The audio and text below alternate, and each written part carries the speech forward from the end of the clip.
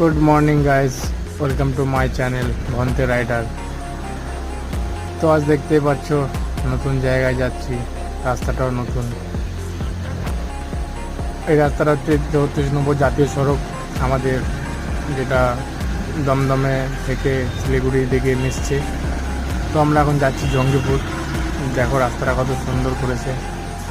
একটা ফ্লাইওভার ছিল বহরমপুরে। আর ভিডিওটা ভালো লাগলে অবশ্যই লাইক করে দিও গাইস, সাবস্ক্রাইব করে দিও। আমরা এরকম ভিডিও আনতে থাকবো, আর নেক্সট ব্লগ আসবে খুব তাড়াতাড়ি। Don't worry. রাস্তাটা কেমন বলো?